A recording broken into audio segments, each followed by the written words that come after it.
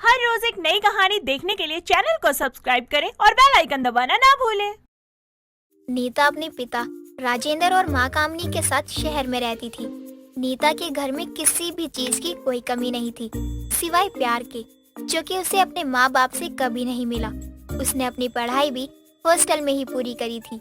एक दिन सुबह नीता तैयार होकर अपने कमरे से नीचे आती है और हॉल में अपने माता पिता को बैग के साथ बैठे देखती है। आप लोग आज के दिन भी कहाँ जा रहे हैं? आप लोगों को कुछ याद है या नहीं? बेटा, वो मेरे दोस्त के बेटे की शादी है। वो लोग काफी समय से याद कर रहे थे मुझे। इस बार तो उन्होंने जिद ही कर ली कि भाभी जी के साथ जरूर आना, तो हम लोग वहीं जा रहे हैं। हाँ, मैंने भी सोचा कि वैसे तो इनके साथ मुझे टाइम बिताने को मिलता नहीं है, इतने बिजी रहते हैं ये काम में। इस बहाने मुझे इनके साथ समय बिताने को मिल जाएगा। वाह, क्या बात है! आप सभी लोगों को अपने अपने फायदे की चीज याद है, लेकिन आज आपकी बेटी का जन्मदिन है ये याद नहीं। और आप लोग आज के दिन भी उसे अकेला छोड़कर जा रहे हैं? अरे हाँ, हम तो भूल ही गए। और हमने आने जाने दोनों की टिकट भी करवा ली है। कैंसिल भी तो हो सकती है टिकट। नहीं नहीं, कैंसिल नहीं करवा सकते हैं। उनका इकलौता बेटा है और उसकी शादी है। बर्थडे थोड़ी ना जो दोबारा भी आ जाएगा, लेकिन शादी है जो दोबारा नहीं होती। बेटा, एक काम करो, इस बार का बर्थडे तुम अपने दोस्तों के साथ मना लो। राजेंद्र इतना कहकर कामिनी को लेकर वहाँ से चला जाता है और नीता अपने इतने खास दिन पर भी अकेली रह जाती है। वो हॉल में उदास बैठी होती है। तभी उसके चाचा की लड़की गोपी का कॉल आता है। जन्मदिन मुबारक हो दीदी, कैसी हैं आप? मैं ठीक हूँ, लेकिन तुम्हें किसने बताया कि आज मेरा जन्मदिन है? मेरी तो तुमसे जल्दी बात भी नहीं होती। दीदी, हम सभी लोग गांव के घर आए हुए हैं। आज दादी ने आपके जन्मदिन की खुशी पर बहुत बड़ी पूजा रखी है और सभी गांव वालों के लिए खाना भी बनवाया है। बहुत बड़ी दावत है। क्या दादी को मेरा जन्मदिन याद था? उन्होंने मेरे लिए इतना कुछ किया और मैंने फोन करके उनसे आशीर्वाद भी नहीं लिया। उनसे मेरी बात करवाओ। दादी घर पर नहीं है दीदी, मंदिर गई है। मैं भी निकल ही रही थी कि आपकी कॉल आ गई। मैं मंदिर से आकर आपसे बात करती हूँ। ठीक है, लेकिन एक बात सुनो, क्या दादी ने माँ और पिताजी को नहीं बुलाया पूजा में? बुलाया था दादी ने बड़े पापा और मम्मी को कॉल करके, लेकिन उन्होंने बोला कि वो आ नहीं पाएंगे, उन्हें किसी जरूरी शादी में जाना है। गोपी इतना कहकर फोन रख देती है और मंदिर के लिए निकल जाती है। वहीं दूसरी तरफ नीता अपने माता पिता के बारे में सोचने लगती है। दादी ने कितना कुछ किया था मेरे लिए, लेकिन माँ पिताजी ने वहाँ जाने की जगह अपने दोस्त के बेटे की शादी में चले जाना जरूरी समझा। वो ना सही, मैं तो जा सकती हूँ ना इस बार। मैं अपना जन्मदिन गांव वालों और अपनी दादी के साथ ही मनाऊंगी। नीता इतना कहकर अपना सामान पैक करती है और बाई कार अपने गांव के लिए निकल जाती है। कुछ देर बाद वो अपने गांव पहुंचकर सीधे मंदिर जाती है और अपनी दादी माला के पैर छूती है। बेटी, तू यहाँ कैसे? मुझे तो अपनी आंखों पर विश्वास नहीं हो रहा है कि तू मेरे सामने खड़ी है। विश्वास कर लो दादी, मैं ही हूँ। आपने मेरे लिए इतनी मेहनत की है, भला मैं कैसे नहीं आती? मुझे तो आना ही था। तूने बहुत अच्छा किया कि तू आ गई। मुझे तेरी बहुत याद आ रही थी। आपने याद किया और मैं आ गई। अच्छा किया। अब एक काम कर, तू गांव वालों को खुद ही खाना बांट दे, तुझे और आशीर्वाद मिलेगा। बिल्कुल दादी, आप जैसा बोलेंगी ना मैं वैसा ही करूँगी। नीता इतना कहकर अपने हाथों से सभी गांव वालों को खाना बांटती है और थोड़ी देर बाद अपनी दादी के साथ अपने घर वापस आ जाती है। समय बीतता है। कुछ दिन बाद वो अपना पेट पकड़कर घर के आंगन में बैठी होती है। तभी गोपी वहाँ आती है। क्या हुआ दीदी, आपको कोई परेशानी है क्या? आप ऐसे पेट पकड़कर क्यों बैठी हुई है? कहीं दर्द हो रहा है क्या? हाँ, मुझे भूख लगी है। मुझे कुछ अच्छा सा खाने का मन कर रहा है, जैसे मटन। लेकिन दादी तो नॉनवेज खाती ही नहीं है और यहाँ अच्छा मटन कहाँ मिलेगा? कोई बात नहीं, आप एक काम करिए, आप मेरे साथ मार्केट चलिए। आपको मटका मटन खिलाती हूँ, वो भी इतना टेस्टी कि बाकी सभी मटन को आप भूल जाएंगी। रहने दो, यहाँ के मटन में शहर जैसे मटन का स्वाद कहाँ होगा और मुँह का टेस्ट और खराब हो जाएगा। दीदी, आपने अभी ज़ारा मटन वाली का मटका मटन नहीं खाया, इसीलिए ऐसा बोल रही हो। उसकी दुकान पर हमेशा भीड़ लगी रहती है। सब कहने वाली बातें हैं। मटके में भी मटन बनता है क्या? वो सिर्फ नाम का मटन होगा, उसमें कोई टेस्ट तो होगा ही नहीं। बिना बात के नॉनवेज खाकर दादी को भी गुस्सा दिलाऊं और स्वाद भी ना मिले तो क्या ही फायदा। आप एक बार मेरे साथ चलिए तो सही और खाकर देखिए मटका मटन। गोपी इतना कहकर जारा मटन वाली के पास नीता को लेकर जाती है और उसके हाथों का बना हुआ मटका मटन खिलाती है, जिसे खाकर उसका दिल बहुत खुश हो जाता है। सच में आपके हाथ में तो जादू है। आप कितना अच्छा मटन बनाती हैं। ऐसा मटन तो आज तक मैंने अपने शहर में भी नहीं खाया। दीदी, ये सिर्फ मटन नहीं बल्कि मटका मटन है। इसी नाम से तो ये फेमस है, क्योंकि जहाँ सब लोग भारी भारी बर्तनों में मटन बनाते हैं, वहीं जारा बहन मटके में मटन बनाती है। इसीलिए सब इन्हें मटका मटन बेचने वाली ही बोलते हैं। आपका मटका मटन तो सच में बहुत अच्छा है। मैं तो आपकी फैन हो गई। जब से इस गांव में आई हूँ, कुछ अच्छा खाने को ढूंढ ही रही थी, लेकिन मिल ही नहीं रहा था। तब मुझे मेरी बहन से आपके मटका मटन के बारे में पता चला। कोई बात नहीं, आपका जब भी मटका मटन खाने का दिल करे आप मेरे पास आ जाइएगा। मैं आपको और भी तरीके के मटका मटन खिलाऊंगी। सच में? तब तो मुझे रोज यहाँ आना पड़ेगा। कोई बात नहीं, आप रोज आ जाइएगा। मेरे लिए तो अच्छा है, मेरा एक और ग्राहक बढ़ जाएगा। हाँ ये तो है, लेकिन क्या आप मुझे ये मटका मटन बनाना भी सिखा सकती हैं, ताकि जब मेरा मन करे तब मैं भी बनाकर खा सकूं मटका मटन। नीता की बात सुनकर गोपी जोर से हंसने लगती है और नीता को कुछ समझ में नहीं आता। वो हैरान होकर उसे देखने लगती है। क्या हुआ? तुम ऐसे क्यों हंस रही हो? मैंने कुछ गलत बोला क्या? दीदी, आपने कुछ गलत नहीं बोला, लेकिन आप तो उनकी रोजी रोटी पर लात मारने की सोच रही हो। कोई भी अपना हुनर आपको क्यों बताएगा? अरे मैं फ्री में सीखने के लिए नहीं कह रही हूँ। उसके बदले में ये पैसे ले लेंगी मुझसे, और क्या। नहीं नहीं, जब भी आपका मटका मटन खाने का मन करे आप यहाँ आ जाना, लेकिन मैं आपको मटका मटन बनाना नहीं सिखा सकती हूँ। अच्छा ठीक है, मत बताइए। जब तक मैं यहाँ हूँ तब तक मैं आपके मटका मटन को खाने तो आऊंगी। नीता इतना कहकर गोपी को वहाँ से लेकर चली जाती है, लेकिन उसके जुबान पर मटका मटन का स्वाद ऐसा लगता है कि वो आए दिन अपनी दादी से छिपकर मटका मटन खाने के लिए जाने लगती है। समय बीतता है, तभी एक दिन नीता फिर गोपी को लेकर मटका मटन वाली के पास जाती है, जहाँ उसकी दुकान नहीं होती है। ये देखकर वो बहुत उदास हो जाती है, अपने घर वापस जाने लगती है। तभी नीता देखती है कि जारा अपना सारा सामान लेकर एक पेड़ के नीचे बैठी होती है। नीता उसके पास जाती है। क्या हुआ? तुमने आज दुकान नहीं खोली क्या? अब तो तुम्हारा मटका मटन खाने आए थे, लेकिन तुम्हारी तो दुकान ही बंद है। दुकान बंद नहीं है, बंद करवाई गई है।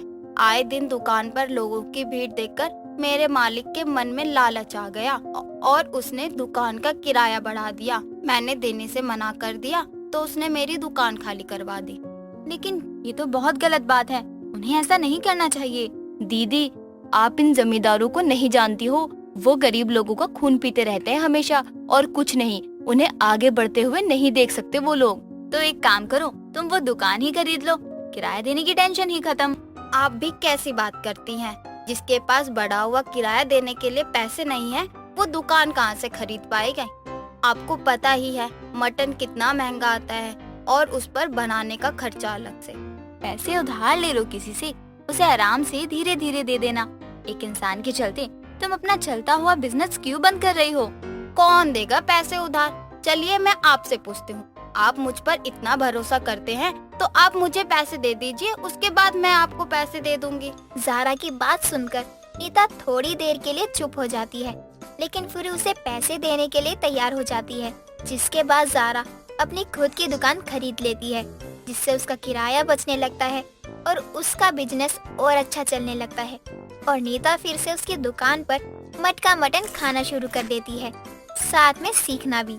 माया अपनी पड़ोसन सरला की बहू की गोद भराई में जाती है, जहां वो सरला की बहू को दिए जाने वाले गिफ्ट्स को देखकर मन में सोचती है, ये गोद भराई में इतने तोहफे मिलते हैं क्या? अरे अरे देखो तो, कामिनी ने सरला की बहू को सोने की चैन दी है। अरे वाह, ये सब तो बहुत महंगे महंगे तोहफे लेकर आए हैं। माया सरला की बहू के तोहफे देखकर हैरान थी। इतने में सरला उसके पास आती है और बोलती है, अरे माया बहन, तुम यहाँ कोने में अकेली क्या कर रही हो? आओ कुछ खाओ पियो तो सही। मेरी बहू की गोद भराई है, ऐसे नहीं जाने दूंगी। हाँ हाँ सरला बहन, चिंता मत करो, सब कुछ खा पी कर ही जाऊंगी। माया सरला के कहने के बाद खाना वगैरह खाती है, जिसके बाद वो अपने घर के लिए निकल जाती है। और जैसे ही घर पहुंचती है तो वहाँ उसकी बहू निकिता उसको आते देखकर बोलती है, माँ जी आप आ गई, बड़ी देर लगा दी। तो क्या हुआ? अब क्या मैं तुझे पूछकर समय लगाऊं कहीं? कि बहू बता, ज्यादा देर तो नहीं हुई ना मुझे, मैं घर आ जाऊं? नहीं माँ जी, मेरे कहने का मतलब वो नहीं था, मैं तो पूछ रही थी। और बताइए कैसी रही सरला आंटी की बहू की गोद भराई, मजा आया ना वहाँ? हाँ, दूसरों की गोद भराई का ही पूछियो, ये नहीं कि अपनी सास को भी मौका दूं कि वो गोद भराई का फंक्शन रखे ताकि घर में महंगे महंगे तोहफे आए। माँ जी, भगवान जब चाहेंगे तब मेरी गोद भर जाएगी। भगवान तो मेरे से गुस्सा ही रहते हैं, मुझे ही कुछ करना होगा। एक तो ये मेरा बेटा साल साल भर काम के सिलसिले में बाहर रहता है, लेकिन अब कुछ तो करना ही होगा मुझे ही। क्या करूं क्या करूं? माया सरला की बहू की गोद भराई के तोहफे देखकर लालच करने लगती है। ऐसे ही एक रोज उसका बेटा मयंक अपने किसी काम से वापस अपने शहर आता है, जहां वो अपने घर पर एक रात रुकता है, जिस पर माया अपने बेटे से अकेले में बोलती है। मयंक बेटा, तू आज रात के लिए आया है बस, अब कब आएगा फिर? हाँ माँ, आप देखो बहुत काम है, लगभग 9-10 महीने लग जाएंगे। क्यों, कोई काम था क्या? बता दो, वरना मैं सोने जा रहा हूँ, बहुत थकान हो रही है मुझे। हाँ, थका ही रहता है, कभी जरा काम छोड़कर अपनी गृहस्थी पर भी ध्यान दिया कर। ये तो कुछ करने से रहा, मुझे कोई रास्ता देखना पड़ेगा। मयंक सोने चला जाता है। अगली सुबह वो जब वापस दूसरे शहर के लिए निकलता है तो माया उसको मोहल्ले में बाय करने आती है। उस समय मोहल्ले में कुछ पड़ोसने मौजूद होती हैं जो मयंक को जाते देखती हैं। ये नजारा देखकर माया खुद से बोलती है, आ गया आइडिया, अब होगी मेरी बहू की गोद भराई। एक हफ्ते बाद माया अपने मोहल्ले में लड्डू बांटती है, ये बताने के लिए कि उसकी बहू माँ बनने वाली है, और फिर घर आकर अपनी बहू से बोलती है, बहू बढ़ गए लड्डू, अब देखियो मैं तेरी गोद भराई की तैयारी करूंगी, सबसे शानदार गोद भराई, ताकि तुझे भी महंगे महंगे तोहफे मिले। माँ जी, आपको नहीं लगता जो आप कह रही हैं वो गलत है? अगर मयंक जी को पता चला तो? कौन बताएगा उसे? तू, अगर तूने बताया तो तू जानती है क्या होगा, और मैं बताने से रही, साथ ही अब जब वो घर आएगा तब तक तो सब खत्म ही हो जाएगा। माँ जी, अपने लालच में अपने बेटे से धोखा करने से पीछे नहीं हट रही। मैं क्या करूँ, मजबूर हूँ, मुझे ये सब करना ही पड़ा। लगभग 2 महीने का समय गुजरता है और एक शाम माया से मिलने सरला उसके घर आती है, जहाँ निकिता उन दोनों के लिए चाय लेकर आती है, और निकिता को देखकर सरला बोलती है, अरे निकिता बहू, तुमको देखकर तो कोई कह ही नहीं सकता तुम प्रेग्नेंट हो।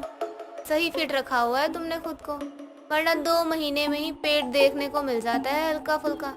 लेकिन कोई नहीं, किसी किसी का लेट निकलता है। सरला के मुंह से ये सुनकर माया घूरते हुए निकिता को देखकर अंदर जाने का इशारा करती है, जिसके बाद वो सरला से बोलती है, ये मेरी बहू भी ना है भी तो बड़ी कमजोर, क्या करूँ इसका, कितना बोलती हूँ कुछ खा ले, लेकिन नहीं। कोई नहीं माया बहन, चलो अच्छा है, घर में नन्हा मेहमान आएगा तो सबका मन लगा रहेगा। मेरी पोती तो मुझे कहीं जाने ही नहीं देती, बड़ी मुश्किल से उसको सुला कर आई हूँ। कुछ देर बात करने के बाद सरला अपने घर चली जाती है। अब निकिता की प्रेगनेंसी को लगभग 8 महीने गुजर जाते हैं। एक सुबह माया अपनी बहू निकिता को लेकर हॉस्पिटल जा रही होती है, तो मोहल्ले में खड़ी सरला और कमला माया से बोलती हैं, अरे माया बहन, बहू को चेकअप के लिए लेकर जा रही हो क्या? हाँ बहन, 9वां महीना लगने वाला है, सोचा एक बार डॉक्टर को दिखाऊं कि बच्चा और माँ ठीक तो है ना। हाँ सही कह रही हो माया बहन। और बताओ, बहू की गोद भराई कब रख रही हो? बस बहन, कुछ ही दिनों में न्योता आ जाएगा तुम सबको, चिंता मत करो। इस गोद भराई के लिए तो ये सब कर रही है माँ जी। मुझे तो ये सब करते हुए कितनी शर्म आ रही है, लेकिन माँ जी के चेहरे पर शिकन तक नहीं है। इनका लालच इनको किसी दिन ले डूबेगा। माया निकिता के साथ वहाँ से चली जाती है। अब कुछ दिन बाद माया मोहल्ले में हर किसी को अपनी बहू की गोद भराई में आने का न्योता देती है। साथ ही गोद भराई के लिए अपने पूरे घर को बहुत अच्छे से सजवाती है। गोद भराई का दिन आता है, सभी लोग मेहमान आना शुरू करते हैं और माया सबका स्वागत करने के लिए दरवाजे पर खड़ी होती है और सबको अपने साथ साथ गिफ्ट वगैरह लाते देखकर बोलती है, अरे वाह, सबके सब गिफ्ट लेकर आए हैं, आज तो मेरा घर भर जाएगा। इसी पल के लिए तो मैंने 8 महीने का इंतजार किया।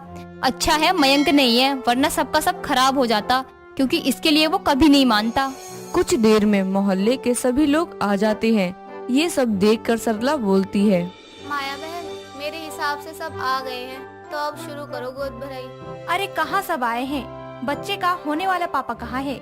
वो नहीं आया अपनी होने वाली बीबी की गोद भराई में? अरे नहीं, वो क्या है ना, मयंक को कॉल किया था लेकिन उसका फोन लगा नहीं। बाद में उसने खुद कॉल करके कहा कि वो नहीं आ पाएगा काम की वजह से, लेकिन उसका प्यार अपने बच्चे के लिए वो वहीं से भेज देगा। माया के इतना बोलते ही औरतों की भीड़ के पीछे से एक आवाज आती है जो माया और निकिता दोनों को चौंका देती है। लेकिन माँ, मेरे पास तो कोई फोन भी नहीं आया, साथ ही मुझे ये भी नहीं बताया गया कि मेरी बीवी माँ बनने वाली है। माया की आवाज आते ही सब साइड हटते हुए पीछे मुड़ते हैं और सामने मयंक को खड़ा देखकर माया के पसीने छूट जाते हैं और वो बात को संभालने की कोशिश करते हुए बोलती है, अरे मयंक बेटा, तू आ गया, शुक्र है। चलो अच्छा है, गोद भराई में माँ बाप दोनों होना जरूरी होता है।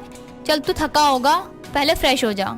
पहले मेरे सवालों का जवाब दो तुम निकिता, ये किसका बच्चा अपनी कोख में लेकर घूम रही हो? अरे शर्म नहीं आई मेरे पीछे ये सब करते हुए? तुम लोगों से मैं दूर रह के इसलिए काम करता हूँ ताकि तुम मेरी पीठ पीछे मुझे चीट करो। आप जैसा समझ रहे हैं वैसा कुछ नहीं है। बस चुप रहो तुम। मैं पागल जिसके लिए अपने घर से दूर रहकर इतनी मेहनत करता रहा, उसी ने मुझे धोखा दिया। कोई नहीं बेटा, बहू से गलती हो गई, तू माफ कर दे। माँ जी ये क्या कह रही हैं? कम से कम आप अब तो सच बोल दीजिए। अपने लालच में आपको मेरा घर टूटता नहीं दिख रहा, बस बहुत हुआ। मयंक जी मैं बताती हूँ सच, मैं कोई प्रेग्नेंट नहीं हूँ। माँ जी के लालच ने मुझे झूठा प्रेग्नेंट बनाया ताकि ये लोगों से महंगे महंगे गिफ्ट ले सके बच्चे के नाम से। उस दिन आप एक दिन के लिए आए थे, तो आपके जाने के बाद। मोहल्ले में मयंक को जाते देखकर माया को एक आइडिया आता है और वो अंदर आकर अपनी बहू से बोलती है, बहू देख, अभी अभी मयंक का काम के लिए निकला है और मोहल्ले की बहुत औरतों ने देखा है, और अब 1 हफ्ते बाद मैं तेरी प्रेगनेंसी के लड्डू बांटूंगी, जिससे सबको पता लग जाएगा कि तू माँ बनने वाली है और ये बच्चा मयंक का ही है, क्योंकि सबने उसको घर से जाते हुए देखा है। माँ जी अब क्या कह रही हैं? मैं प्रेग्नेंट नहीं हूँ, हमारे बीच ऐसा कुछ नहीं हुआ है। वो बहुत थके हुए थे, सो गए थे, तो आप ये सब क्यों करेंगी?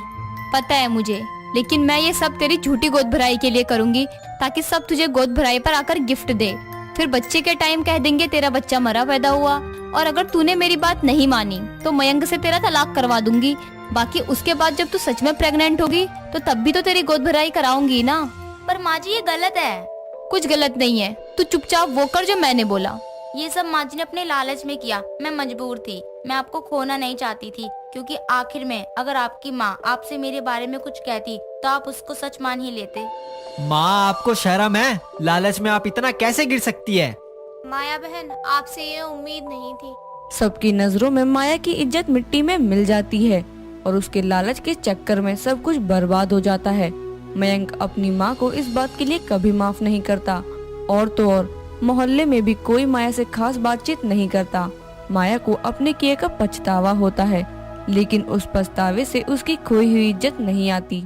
दोस्तों, अगर आपको ये कहानी पसंद आई तो इसे लाइक करें, शेयर करें और कमेंट करके बताएं कि कहानी में आपको सबसे अच्छा क्या लगा।